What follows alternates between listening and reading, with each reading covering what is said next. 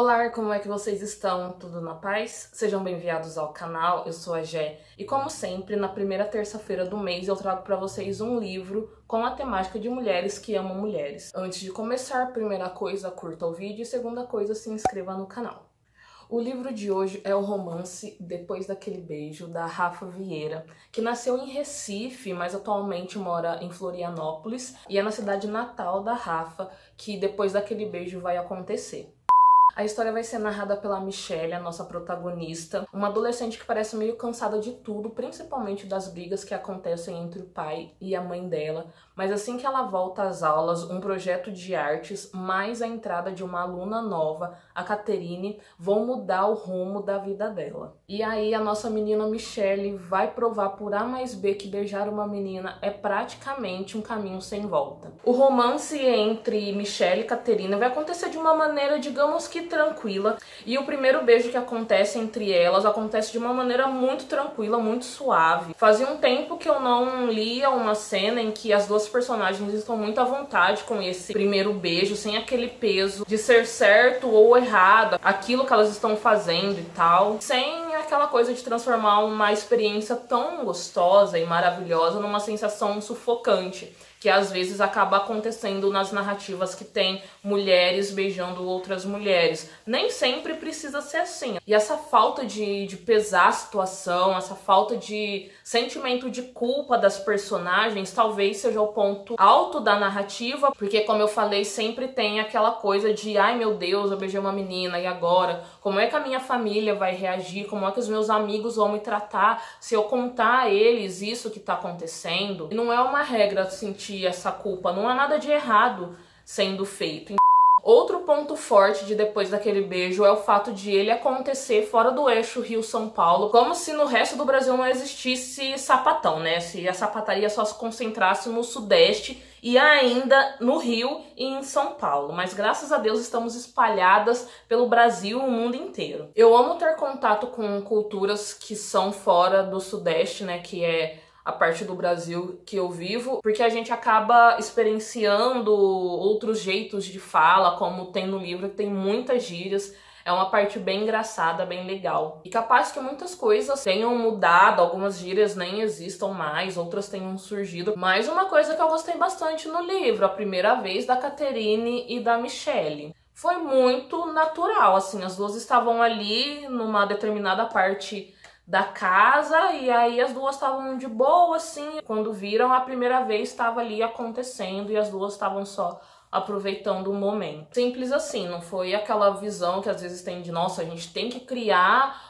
um contexto romântico e pétalas de rosa espalhadas pelo chão e pela cama, e tem que ter uma trilha sonora tocando, sendo que, né, gente, pra que esse exagero todo de romantismo? Não que seja um problema, tudo bem, cada um faz do jeito que acha melhor, mas às vezes, né, não tem necessidade.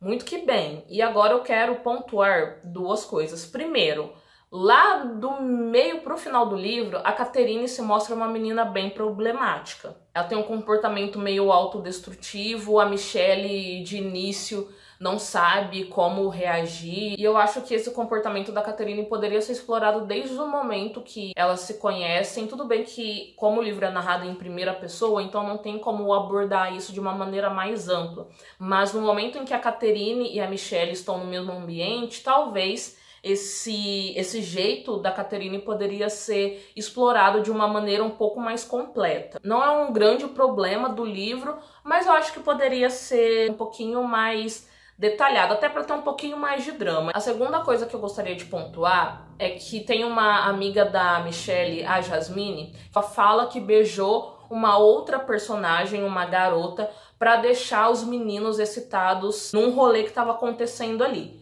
Isso eu achei problemático, porque a nossa sexualidade já é muito erotizada. Então eu acho que isso, dentro de uma narrativa que fala sobre meninas que amam meninas, que quer mostrar o lado romântico, acaba sendo um pouco estranho. Eu não sei se a Rafa tirou isso nas reimpressões, tem esse livro há bastante tempo, então pode ser que isso tenha mudado, se não fica a sugestão, porque eu acho desnecessário colocar esse tipo de momento, porque eu acho que coloca a nossa sexualidade como sendo um divertimento para os meninos, como sendo um fetiche, sendo que não é, sabe? Isso é uma das coisas que nós, lésbicas, acaba enfrentando muito ao longo da vida. Não faz sentido encontrar isso também dentro de uma narrativa que a gente só quer paz, amor e um pouquinho de sacanagem.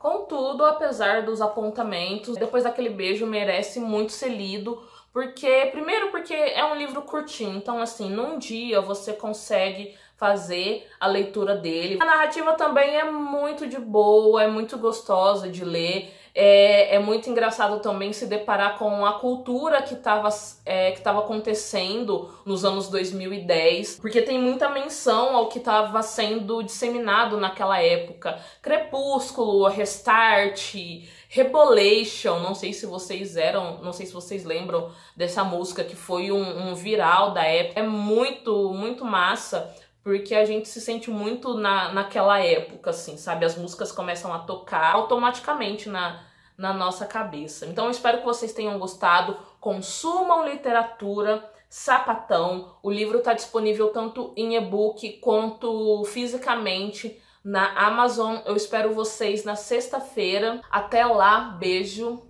tchau!